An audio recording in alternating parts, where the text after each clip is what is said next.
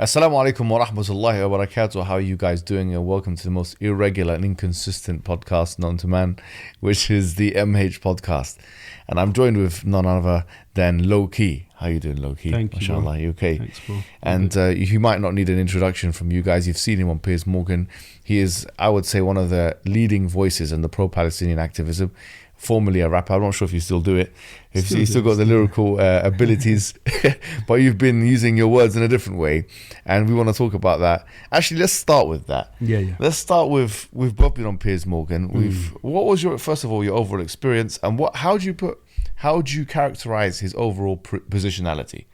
So what I would say with Piers Morgan that people need to be aware of is ultimately when you enter into an interview with him, he's seeking to do things to destabilize you, to discomfort you, to disrupt you. And unfortunately, in this particular case, I feel he wasn't successful with you. He wasn't successful with you either. He wasn't successful with any of us really so far. I think because of the power of what is happening to our people, ultimately, he's coming up in quite a synthetic way.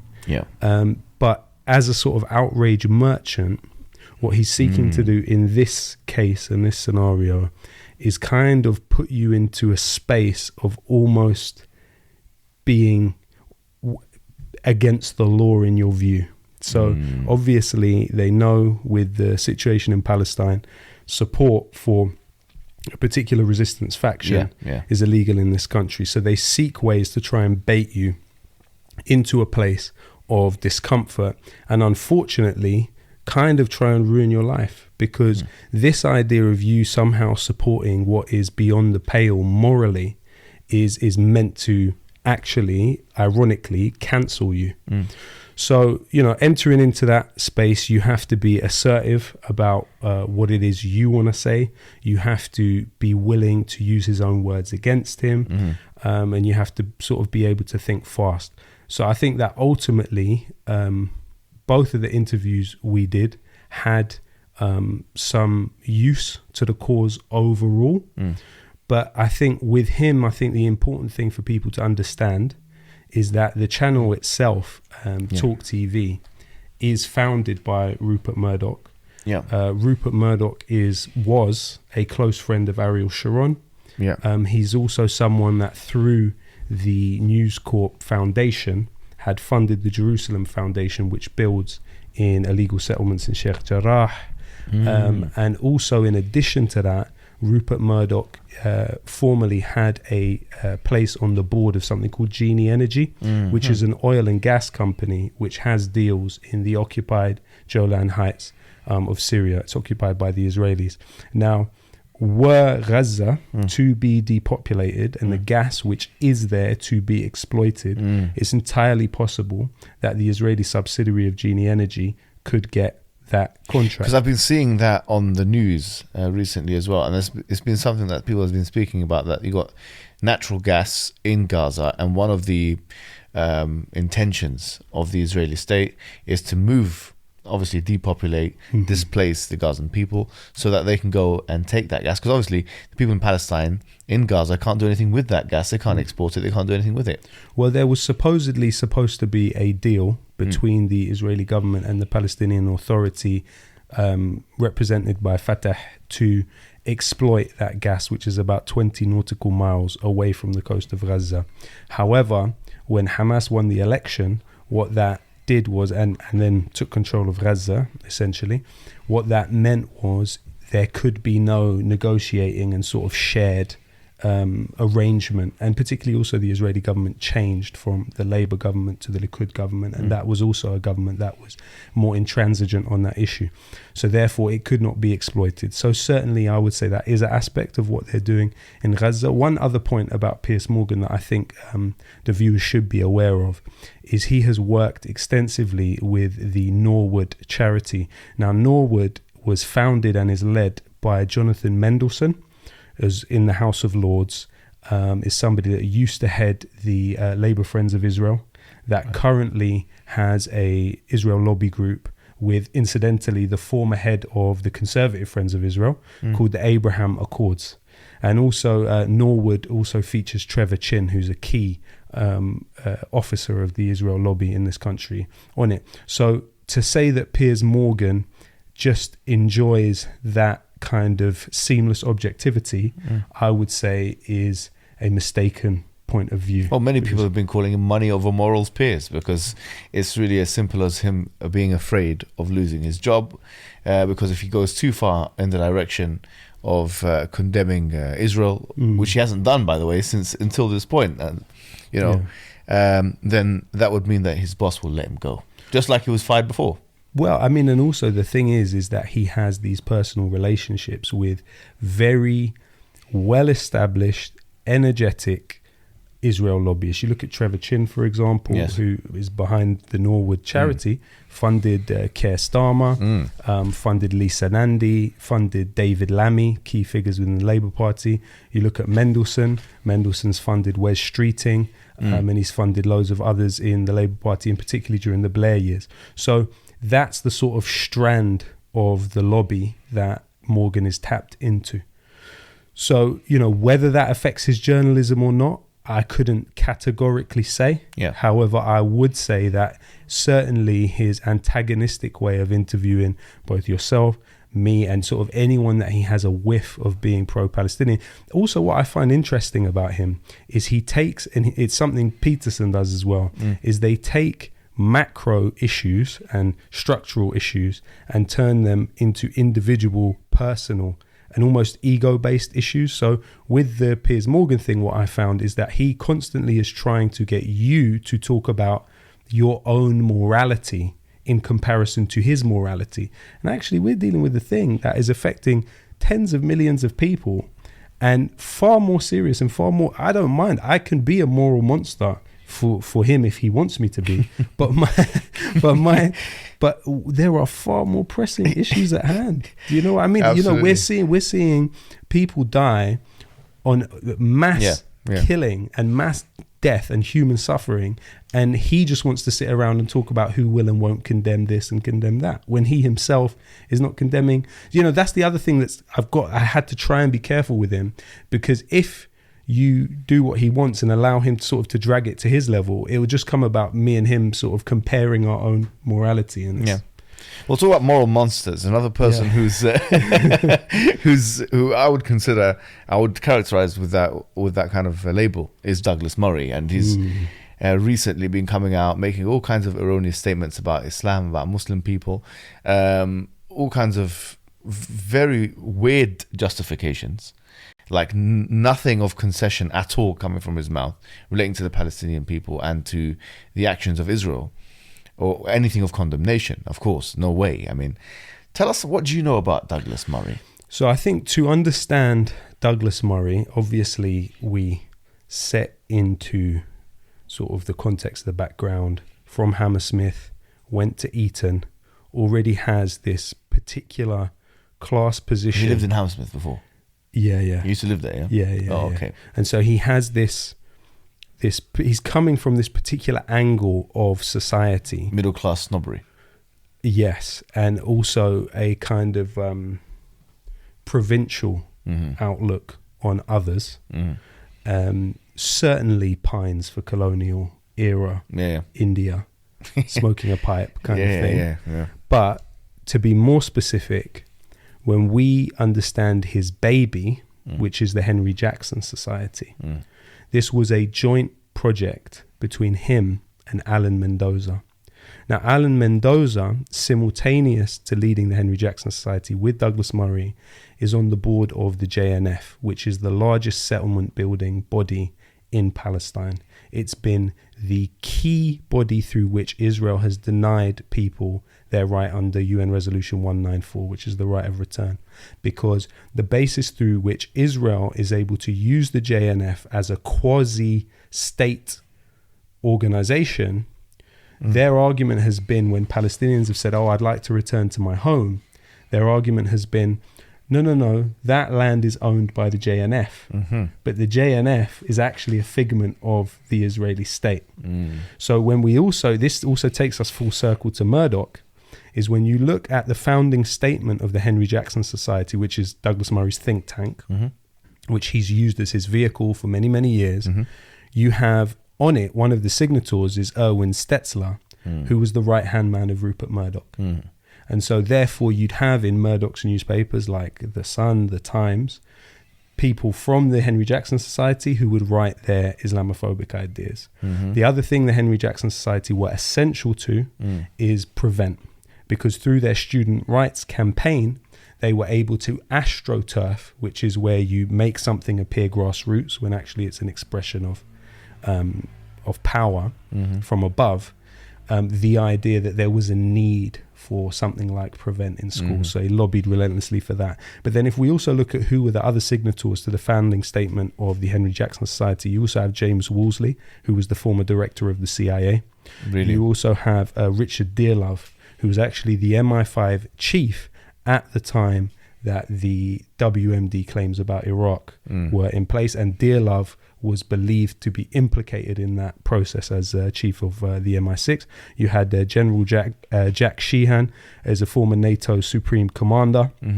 And you have other kind of figures of the military and intelligence elite, that this is the milieu in which Douglas Murray pontificates. However, he was somebody that was a very public-facing figure who was regularly platformed on the BBC, on Channel 4, as if he was some sort of oracle on cultural matters, when really, you know, you take it back to who was Henry Jackson. He was a senator in the US Congress known as Senator Boeing, because he always supported the arms industry. Boeing, of course, an arms company. So when you also look at the funding of Henry Jackson Society, you see, for instance, the Hertog Foundation also fund the building of settlements in Palestine. You also have they share funders with the Quilliam Foundation, they share funders with the Friends of the IDF. And even if you look at who are the political figures who have emerged from the Henry Jackson Society, you've got people like Michael Gove, of course, well known for the Trojan Horse scandal and other Islamophobic policies. You've got Amber Rudd, well known for the Windrush scandal and other racist policies. Priti Patel was on the political council of the Henry Jackson Society. And, you know, I've done a research into Henry Jackson Society employees, and several of them have come out of either the Israeli military or Israeli military think tanks. So Douglas Murray's orientation is towards encouraging Islamophobia domestically, but lock in step with the trilateral security state of the British, the US, and the Israelis. Very, very praising of Netanyahu. He's close and has met Netanyahu several times at least. So, you know, when you see him on the Piers Morgan show... he was there with the protection of the IDF, wasn't he? Precisely. He was embedded with the IDF, and, you know, it was a bit of a publicity stunt. Because when he jumped for the invisible rocket, did you see that? Yeah.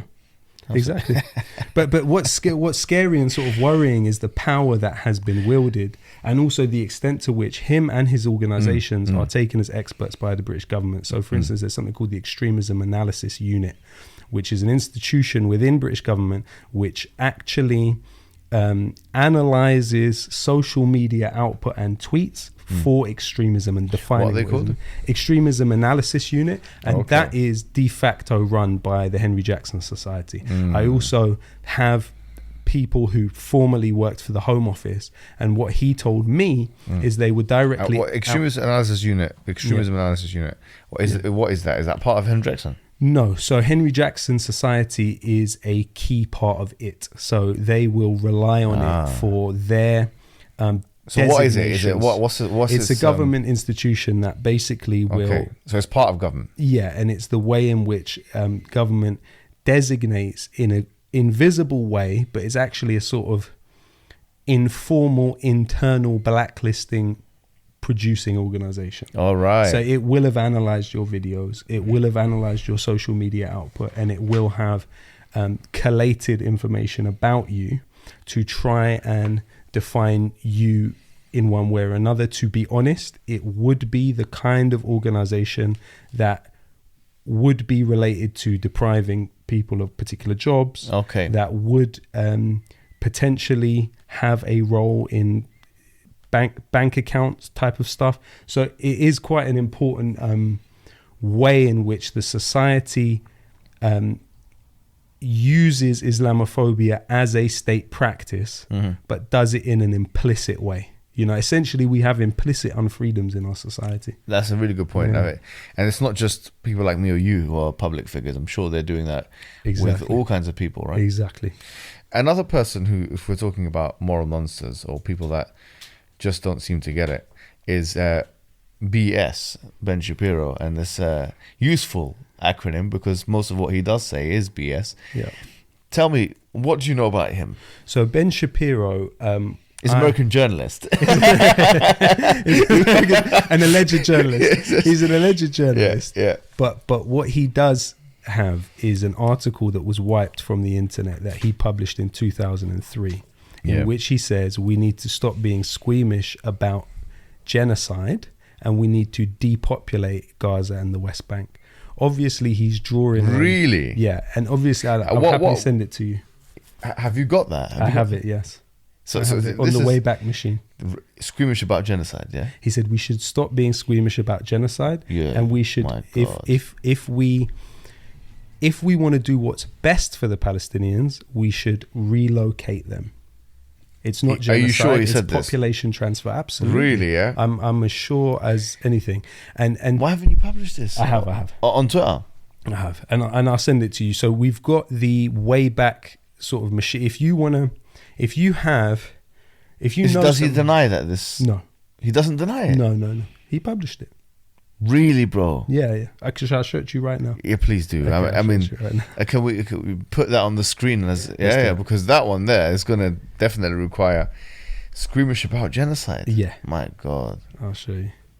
He said it's population transfer, not genocide. And the thing with population transfer in terms of Zionist thought, there's an incredible book by Norma Salha called The Expulsion of the Palestinians, in which it traces... There you go, look. Okay. Here you go. If you believe that Israel has a right to exist, then you must allow Israel to transfer Palestinians and Israeli Arabs from Judea, Samaria, Gaza and Israel proper. Time to stop being squeamish. Transfer is not genocide. Ben Shapiro, in an article now wiped from the internet. Here it is. Transfer is not a dirty word. And then I've... So he probably paid somebody... What's your thing? What's your analysis? Do you think he paid somebody to get rid of that article? Well, from the website, it's possible that because it's such an old article, it's from 2003, it's not impossible that either the website sort of lost its web space. It's not impossible. What I do think is most likely, though, is that he probably did ask them to take down the article because he's trying to get a bit more mainstream acceptance. But essentially what he is a sort of Jabotinskyite revisionist part of that thread of Zionism. So just for the viewers, Jabotinsky was one of the early Zionist thinkers. One of the early Zionist leaders. He was trained by the British. He was, idolized Mussolini, idolized East European fascists, worked with Ukrainian serious anti-Semites responsible for killing tens of thousands of Jews. Yeah. And he himself was a militant. So at one point he was imprisoned by the British despite being trained by them, and then led a campaign fighting them. But essentially his belief was the Palestinians are indigenous. He was not had no qualms about saying that. And for that reason, we have to push them outside of what we want as our idea of Israel and build an iron wall to stop them from coming back in. Because he said no indigenous people will accept alien invaders. So there was an honesty about those sort of early Zionist thinkers and writers. But Ben Shapiro, ultimately, let's look at his sort of trajectory in terms of what he did. So when he was starting, as far as I've been able to identify, he was a Shillman Fellow at the David Horowitz Freedom Center at the same time Tommy Robinson was. So what is this center, just for the... So David Horowitz Freedom Center is a key Israel lobby group in the US, but slightly more forward-facing, propaganda, battle-based, funded by several organizations that also fund settlements, by organizations that also fund, for instance, the Center for Security Policy, which came up with the Muslim ban for Trump. But the David Horowitz Freedom Center had within it a Shillman Fellowship, and that was when Robert Shillman, who was a big tech billionaire, but also a board member of the Friends of the IDF. So that means that Ben Shapiro was on a program, was funded by a board member of the Friends of the IDF, at the same time as Tommy Robinson was funded by a board member of Friends of the IDF. And so then the next step in terms of Ben Shapiro's career is, of course, the Daily Wire. Before that, Friends of the IDF seems to be a common link in a lot of this. Yeah. How big are they? Like massive. I mean, they pour hundreds of millions of dollars every single year into the Israeli military's activities. Unfortunately, they have quite a lot of widespread mainstream acceptance. You've had Pharrell Williams go to some of their events. You've had Brad Pitt go to some of their events, possibly donate. You've got some pretty high-ranking figures within the music industry who have gone to their events as well. But ultimately, Ben Shapiro then was involved in the setting up of the Prager University YouTube channel. Yeah, I've seen that. That's very well known. But when he and his partner, Jeremy Boring, were setting up Prager University, Dennis Prager is an open Israel lobbyist. He said, I've set up this channel to fight Israel's battles. Who was the director? Marissa Straight. Marissa Straight is an alumni of Unit 8200 in the Israeli military. It's the signals intelligence unit of the Israeli military, which is kind of the equivalent of GCHQ. So this is who Ben Shapiro worked with. And then he went on to founding the Daily Wire with Jeremy Boring. And the Daily Wire has, within it, their chief... 115 employees, they say, isn't it? Interesting. Yeah, I mean, that's pretty big for a media company. I mean, they offered Stephen Crowder, I think he came out and said that they offered him 50 million a year. Are you serious? That's what 50 million a year. So that's what a lot of people said someone like Jordan Peterson's probably getting. Extraordinary. Yeah. That's a huge amount of money. And so their chief operating officer is John Lewis, who's former US Marine. And then they've got another gentleman there who's former US military intelligence. But in addition to that, they are funded by ExpressVPN. And we're opening possibly another can of worms here because ExpressVPN, the sole owner of it is Cape Technologies. And Cape Technologies is... I uninstalled that from my phone. No. well, check this, because this is interesting about possibly also some of the activity of Peterson as well. Yeah. Is the CEO of Cape Technologies is Ido Ehrlich. And Ido Ehrlich came out of the Duvdevan unit. The Duvdevan unit are what they call musta'ribin in the Israeli military. So they are people that go into Palestinian communities disguised as Palestinians, speaking Arabic like Palestinians. Yeah. There's differing... Well, that happened a lot in the Egyptian wars as well. And there's lots of now films in Egyptian language, Egyptian Arabic, like portraying... Abdel Nasser's son-in-law. Yeah. And the thing with them is it kind of differs the amount of time that they may be exposed. So you might have a Duvdevan unit that just enter a community, kidnap someone and take them out. But what you might actually have is somebody who spends 6 months, a year, 2 years, marries in, and then gets people arrested. Wow. And so the Duvdevan unit are very effective. If you look at like the Yamam unit in the Israeli military, it's not respected. It's not careful. It doesn't have experienced fighters in it. It's mostly people that have been in there a year or something and they're sent. You look at Unit 8200, you look at the Duvdevan, these are the pride of the Israeli military. And so out of Unit 8200 and Duvdevan, you will often see these figures that go on to be sort of enterprising entrepreneurs and able to assert Israel's agency in other places.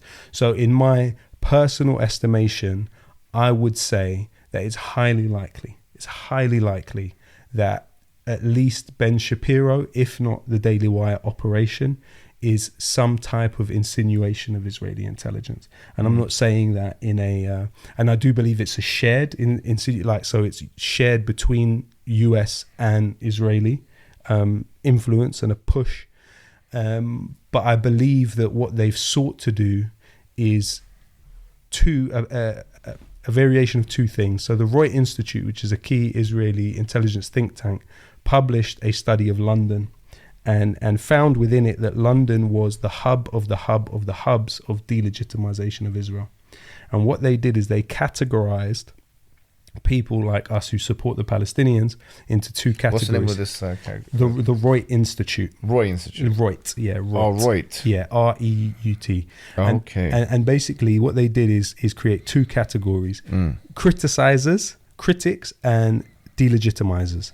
Now, what I would say happens through an organization like the Daily Wire is they will aim at critics what they call strategic engagement strategy. So that's what they deem to be critics. So people that are possibly salvageable or at least treadmillized. At least you can sort of put them on a treadmill and kind of slow them down a bit. The delegitimizers, they go directly to war with. So they do everything they can to discredit. I think in the situation with yourself and Ben Shapiro, right. He hasn't tried to do any of that. He fears the venom. He fears direct confrontation in that way. So, for instance, if you look at his interview with Andrew Neil, he wilts. He wilts. He's very good at sort of passive aggression. He's very good at kind of trying to talk down to people, but he's not very good at raw aggression. And I think in the case of Andrew Neil and in the case of your possible, hopefully, future run-in with Ben Shapiro, future debate with Ben Shapiro, this is kind of his... he's also seemingly ducking debating Norman Finkelstein as well. And I think that's partly because... Of the knowledge gap. Yeah, Norman is a very meticulous scholar, and there's a whole lifetime of study and research there. Whereas... No, but he makes blunders as Shapiro. Absolutely. Like historical blunders and this and that. He would be eaten alive, really, by someone like Finkelstein. He's for the last 50 years or something, he's been researching. We've got a book here of his. He's been written so many books of... on this topic, but that's really, really good. Let's talk about some other figures. Because you've got the files on them. Yeah, you've got this information, and it's good that you're exposing them to the public, because this is pretty good information. People like, let's start with Tommy Robinson. He's come back now. Him and Katie Hopkins, the ex. These guys are not really serious academics. They don't have any money. Like, they're not big business people. What's their use, do you think? Because they've also been linked to some of these groups that you've mentioned, the Israeli groups, haven't they? So I think if we understand Islamophobia through the lens of what was described in the book Islamophobia, Social Movements from Above, Tom Mills, David Miller, and a few other writers, they argued that there were 5 pillars of Islamophobia, and that you had obviously the state being the start of it, which engages the wars, which then trickles down through think tanks and works with a sort of symbiotic relationship with the other 5 pillars.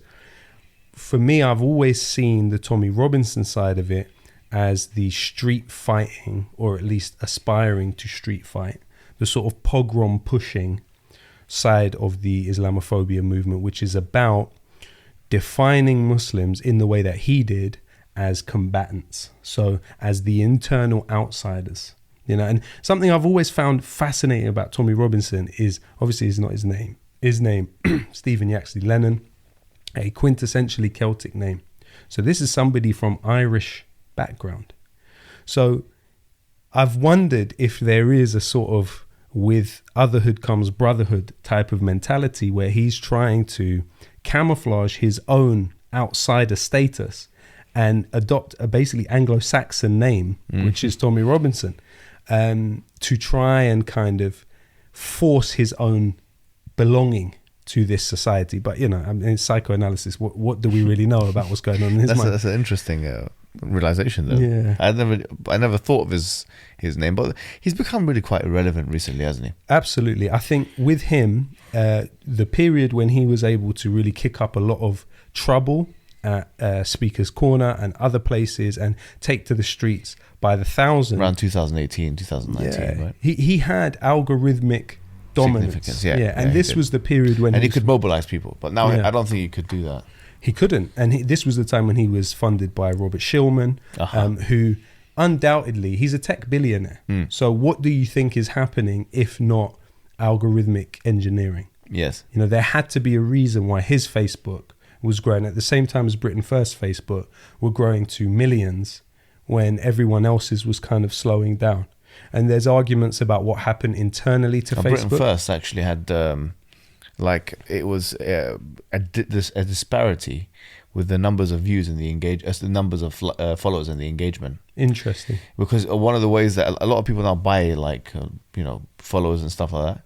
So we've done a quick analysis, and it's not hard to. There's these websites that do it now. Hype Manager. I can't remember the names of the website, but you go on them and they'll tell you the engagement rate of a particular. So someone can have, tens of, if not hundreds of millions of followers, but then if they've got engagement rate of like 0.5% or something like that in terms of the likes, in terms of the comments, it's likely to be fake. And so that's what, if you go to Britain's First Facebook page, all the markers of bought followers and stuff like that. That makes sense. That makes sense. I mean, with the Tommy Robinson case, when he was imprisoned, the organization which organized, not only paid his legal fees, but also organized the Free Tommy campaign, was an organization called the Middle East Forum.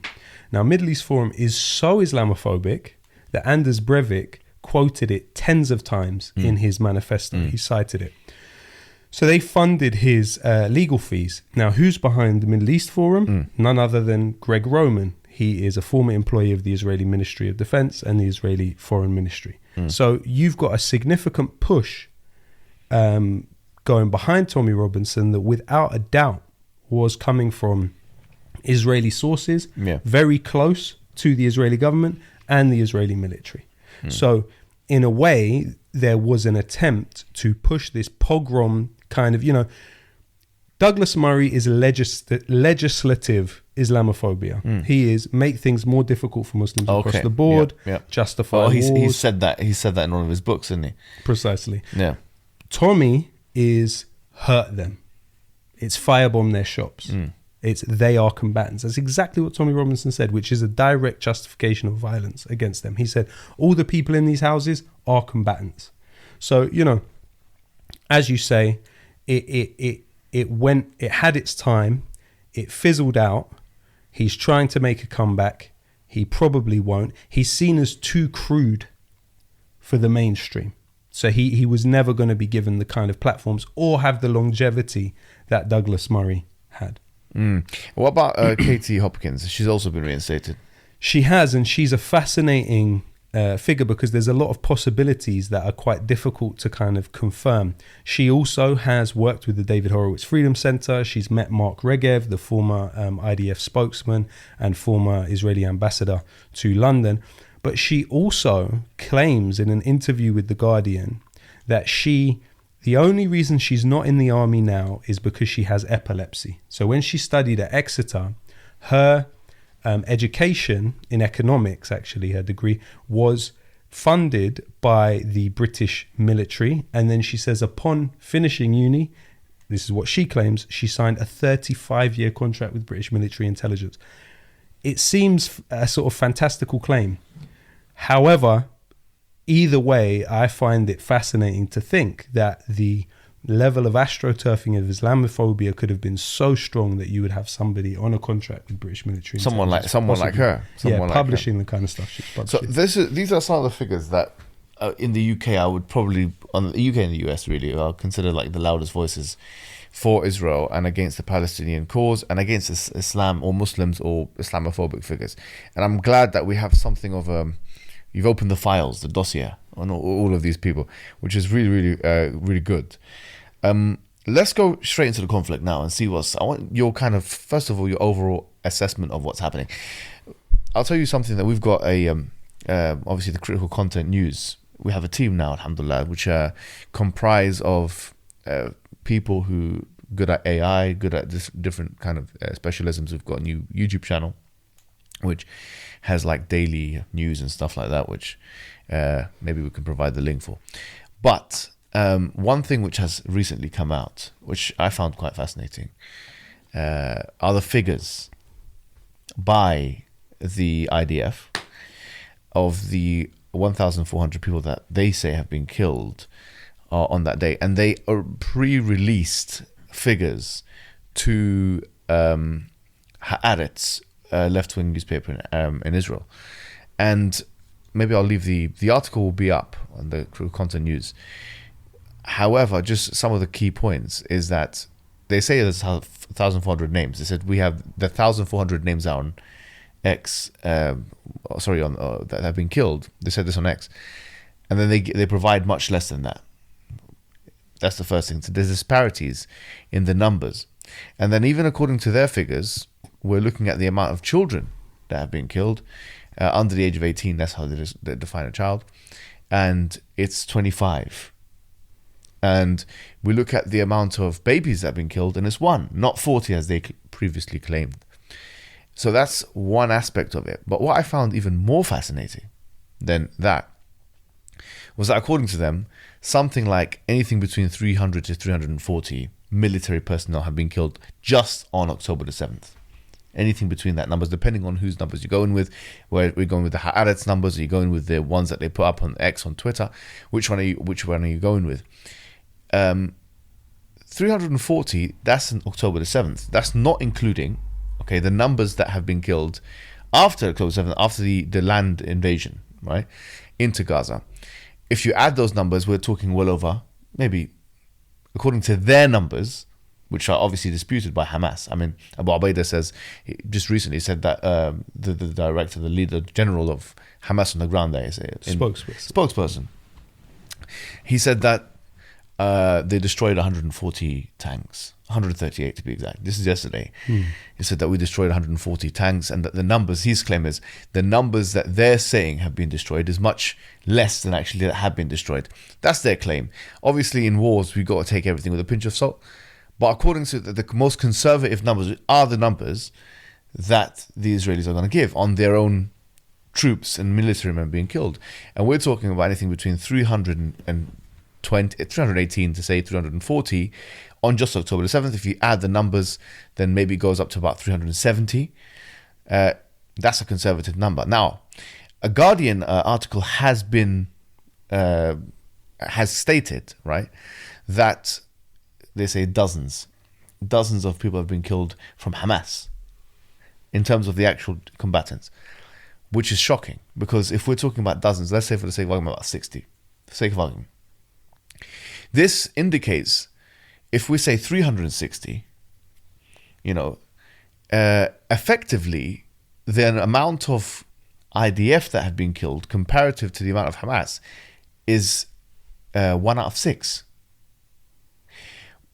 And the amount, which means that the amount of civilians that we know have been killed is over 10,000. So that is an incredible disparity, which shows you that if we're talking about human shield, if we're talking about this, if we're talking about killing civilians or collateral damage, that Israel has been much more failure. They've had a much heavier failure than the IDF in terms of not killing the civilians effectively. What do you make of these figures, and how does that make you? What do you think of that? Well, I think we should also speak a little bit about what the possible cause of the casualties on the Israeli side could be. Yeah. But what I would say is that in addition to that, they've lost over 40 soldiers on the northern front. That's right. According to sources in South Lebanon. But also, tourism has gone down 70%. Also, the Tamar gas field, which is run by Chevron, has been shut down by the Israelis for fear of it being targeted by resistance factions. And that costs Israel something like $200 million a month. Would you condemn that? I tell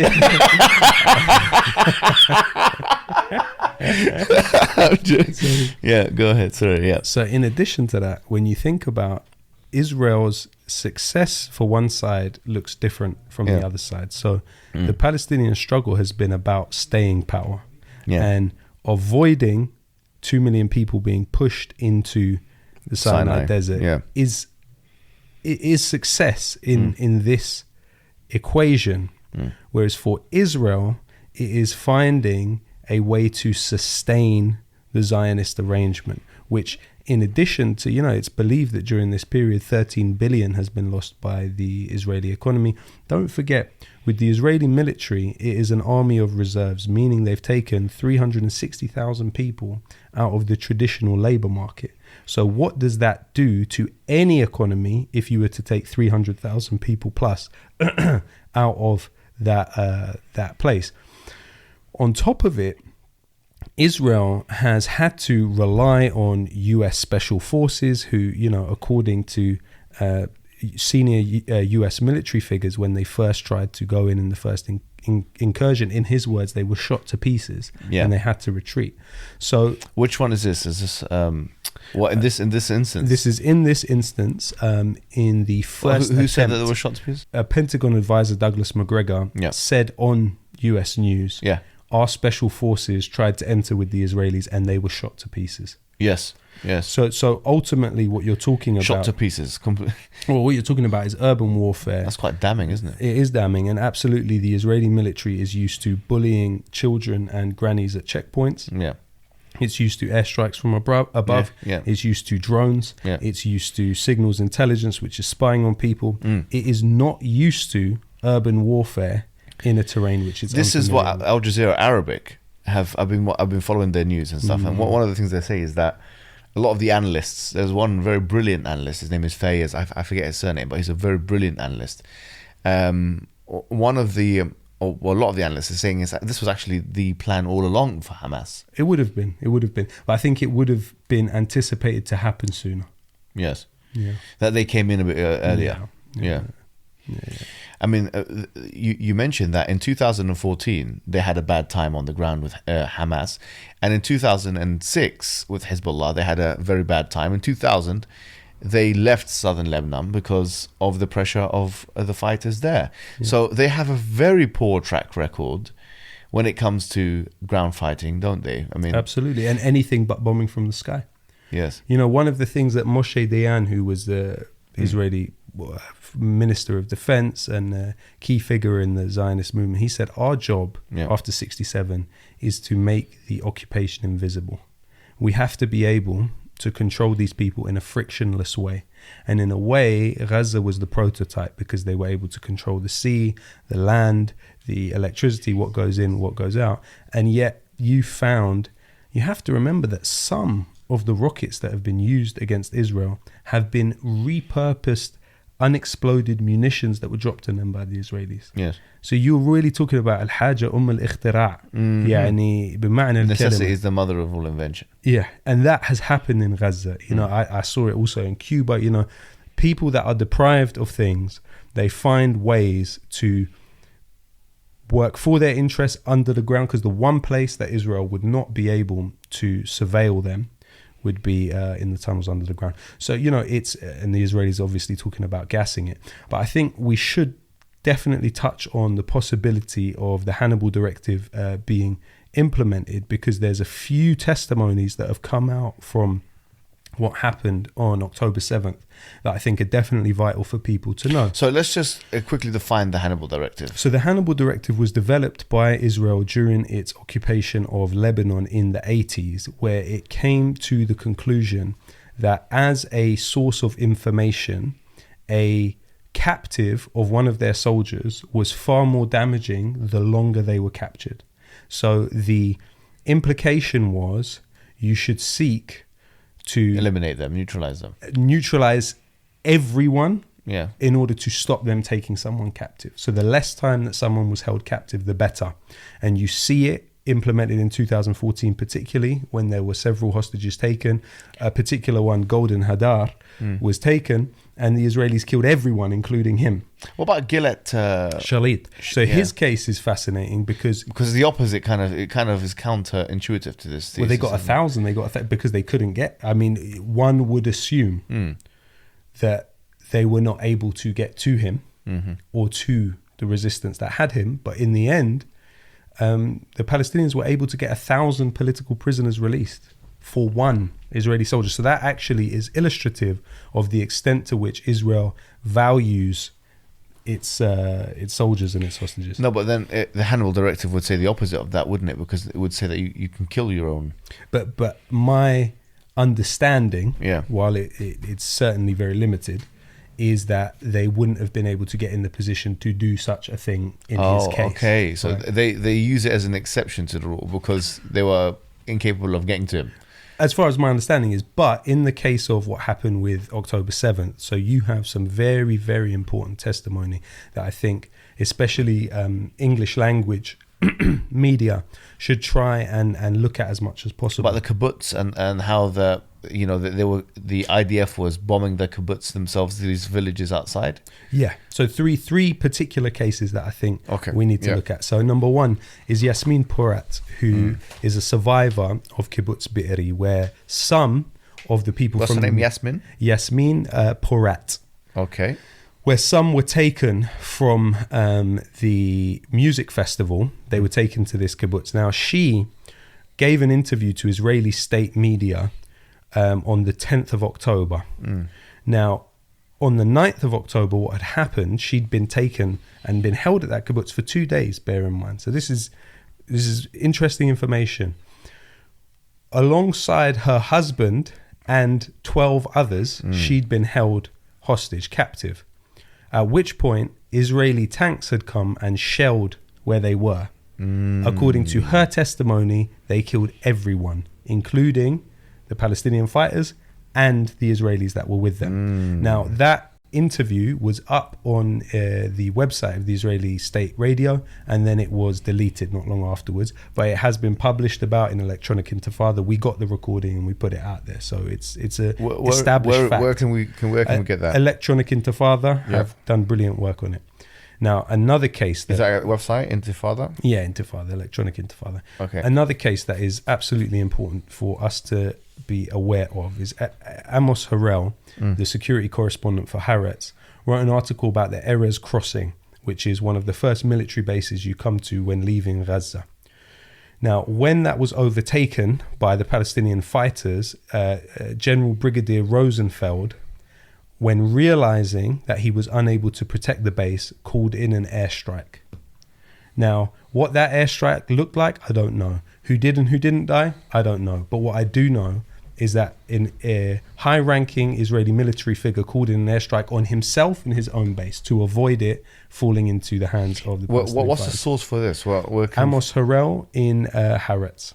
Haaretz, okay, fine. Okay. Now, in the third case, which... And is that Hebrew Haaretz or English one? English. Okay. Well, actually, it was first published in Hebrew, but apparently it's unclear whether that particular aspect of the story remains in the Hebrew version, but it was afterwards published in Mondoweiss and other sources that are more supportive of the Palestinian cause. And they said, look, Rosenfeld called in an airstrike. What does that mean?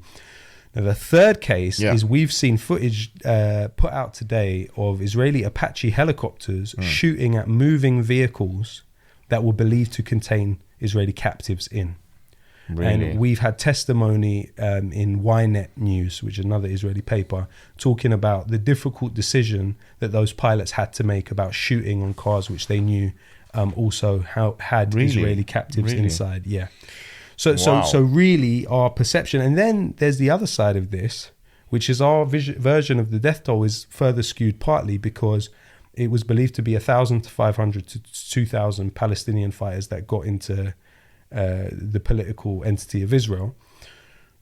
Their bodies were not only, people were killed, they were urinated on, their bodies were stabbed and mutilated, their bodies were run over by cars. Some of them were obviously imprisoned, some of them probably would have cooperated with the Israelis. You have numerous things that happen. Some workers from Gaza were kidnapped and taken and tortured by the Israelis and now have been released back into Gaza. So, we're just talking about cruelty on an industrial scale practiced as a status quo, as a norm by the Israelis. I think it would also be good for us to cover Al-Aqsa and what is being attempted there, because it's kind of the core of this recent so the whole thing is called Tufan Al-Aqsa. That's how Hamas have labeled this thing. There's one of the things that people are afraid of in this whole thing is, or that had been spoken about for years and years actually, is the destruction of Al-Aqsa. So what are some of the institutions that are working for that overtly? Yeah. And what's the connection with this conflict? You know, for a long time, this story of the destruction of Al-Aqsa was seen as something that, well, the older generation are convinced of it being true, but is it true? Is it a conspiracy theory? What is it? What we know for a fact, based on the Israeli army investigation of 2013, you have particular organizations like the Temple Institute and generally the Temple Mount movement, which believes in the building of what they call the third Jewish temple on the compound on top of the ruins of the Masajid at Al-Aqsa. Now, the point with the Temple Mount movement is it's led by Yehuda Glick, who is a man from the United States, who's former Israeli intelligence, close to Benjamin Netanyahu. It's funded by some interesting figures, for instance, Henry Swiker, who used to fund the David Horowitz Freedom Center, which is Tommy Robinson. Wow. Tommy Robinson shared funders with an organization seeking the destruction of Al-Aqsa. So in addition to that, it's funded by a gentleman who owns Duty Free America. So a lot of the duty-free shops in US airports. Now, the important thing about the Temple Institute, the important thing is that they have very well drawn out plans for once the compound is demolished and what will be built on top of it. The Temple Institute, which is the main organization, is so close now to the Israeli state that two important things. It's funded by the Ministry of Culture. It's funded by the Israeli Ministry of Education. It used to be funded by the Deputy Defense Minister of Israel. But even more than that, if individual women do not want to take part in conscription in the Israeli military, the Israeli state allowed them to, as an alternative to that, join the Temple Institute. So this is the extent of it. And historically, it wasn't like that. There was an antagonism between the Israeli state and between these settlers that wanted to destroy Al-Aqsa. Now, since at least 2017 to 18, if I remember correctly, there's the military are working with them. Prior to that, though, this organization has been funded by the Ministry of Education, the Ministry of Culture for decades. But in terms of the military now facilitating, because daily we'll see settlers going in and people say, oh, these settlers raiding Al-Aqsa. It's not that the settlers are raiding Al-Aqsa. It is that they are laying the foundation for the destruction, and that sounds crazy, but it would have sounded crazy 2 months ago if I said to you they want to take 2 million people in Gaza and dump them in the Sinai Desert. Zionism as a maximalist movement with an argument that Jabotinsky won. If you look at, it's not Theodor Herzl, who's credited as the founder of Zionism, that has the most parks, schools, hospitals, cinemas named after him in Israel. It's Jabotinsky. He won the argument. The revisionists won the argument, which is maximalist expansion at all costs. And one of those aspects is Gaza. One of them is pushing the Palestinians from the West Bank into Jordan or into Egypt. And the other one is the destruction of Al-Aqsa. And unfortunately, what has now happened with Gaza has, I think, pressed fast forward on all of those processes. And within 5 to 10 years, and I am convinced that within 5 to 10 years, they will use it on some type of pretext. Now, that pretext could be that there's resistance coming from Al-Aqsa, so they have to shell it. Right? There's people keeping weapons in Al-Aqsa, so they have to do that.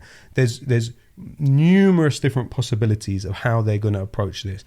And Ben Shapiro is a key advocate for this. A key advocate for the building of the third temple. So we're in dangerous times. Ultimately, we're talking about major unrest around the world over what they're attempting to do. That is extremely informative, and I think many people will be taking notes, as I have been doing the same thing. I want to speak about, just to kind of end this podcast, it's been brilliant. I think a lot of people will be, and this is very important, I think. This is an angle of the conflict. We speak about the kind of, I've done a podcast before with Abdullah and Lucy about the historical aspect. We've done podcasts doing like political analysis, and this is a deep kind of political analysis where you're going to each of the CEOs and who is funding whom and all these kind of things. And we do need to know that as well. Thank you. They've got, before we started this podcast, you said they've got files on us, so it's good that we have files on them as well, isn't it? Absolutely. Absolutely. And having said that, one thing that is making the news now, and it's going to be a big thing, especially in London. You've mentioned it being at the hub of, delegitimization in their understanding of it. But it's also the hub of major protest action, activism. Yes. So one of the, obviously the biggest one is Armistice Day. A lot of people are saying, how can you do this on Armistice Day? Well, actually, we're calling for an armistice anyway, so it's I don't see the issue here. Yeah. But for the sake of argument, first and foremost, it's planning to be one of the biggest probably protests in the last 20 years, maybe. Yeah. Muslims are going to be watching this, and the question is, what do you recommend? How do Muslims keep themselves out of trouble? How do they make sure that they are complying within the law, that they're not caught out, that they don't do something that's going to ruin the cause as well? What's the advice that you'd give people going to the protest? I mean, I think in terms of the ruining the cause thing, I wouldn't want to put too much pressure on people to feel that anything they could do, would ruin anything.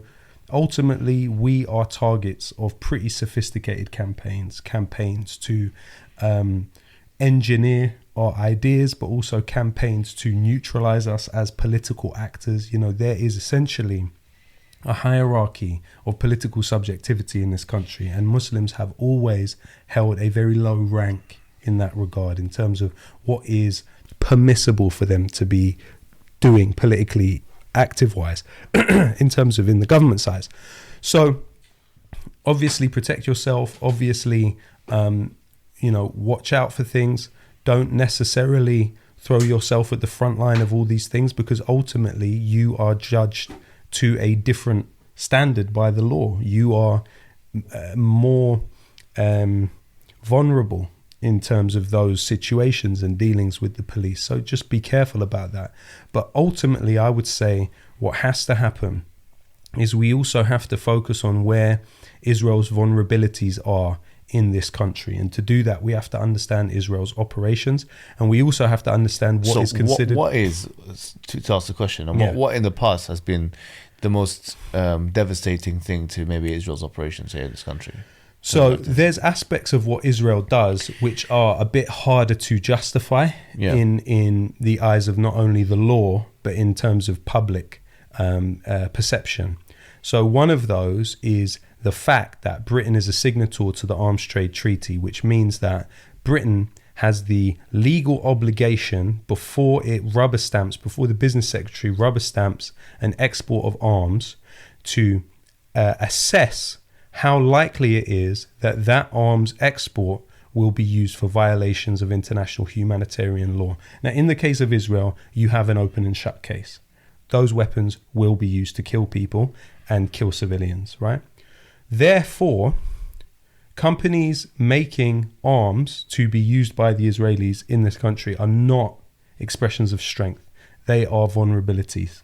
And they have been targeted by Palestine Action, a direct action organization, hundreds of times across the last 3 years. And you, because of that, have seen the closing of at least 2 Israeli arms sites in this country permanently. And in addition to that, you've seen the British Ministry of Defence cancel £280 million worth of contracts with this particular company, which is Elbit Systems, which is the largest Israeli arms company. And so because of the difficulty in justifying the production of weapons, and it's particularly with a company like Elbit, which produces 85% of all Israel's drones that it uses, it's in a way a spot that once people are then put in the case of being arrested by the police, and in the case that the CPS does charge them, which often the CPS doesn't, they then come before court, and a jury is very unlikely to look at a case of somebody saying, I committed criminal damage on this factory, yes, but I did it because the things in this factory are going to go and be used on these people. Here's some evidence of Israel's war crimes. So it's in that way that people are able to enter the court as the accused and leave as the accuser. And so you saw the example from Derry in the north of Ireland, where they went into the Raytheon factory and shut it down during Israel's bombing of Lebanon. And essentially Raytheon had to leave Derry because they just couldn't sustain their presence there in such an exposed way. These companies function off camouflage. So as soon as you remove the camouflage, you make their operations more difficult. So I would say think critically. I would say study. I would say understand you are a target demographic. And there are organizations who are working around the clock, not only to build data on you, but also to try and manipulate you in different ways. And so just think critically as much as you can. And like I say, seek to see vulnerabilities, even in things that seem like manifestations of strength. Well, I'll tell you what has been a manifestation of strength is your analysis. MashaAllah. Thank you so much for coming. And honestly, you must come again. You must come again. Because I think many people would have been taking notes, copious notes, as I have. And I've learned quite a lot, actually. And it's actually helped me understand a lot of what's happened, recently. And so I'm very, very happy for you coming over. And with that, we will conclude. Obviously, you can follow Lowkey on X, Twitter, who's doing some really fantastic work, and some of the cutting edge arguments on this matter really has been from him. I'm sure you've already subscribed to him, but if you haven't, you're missing out. And with that, I will conclude. Wassalamu alaikum wa rahmatullahi wa barakatuh.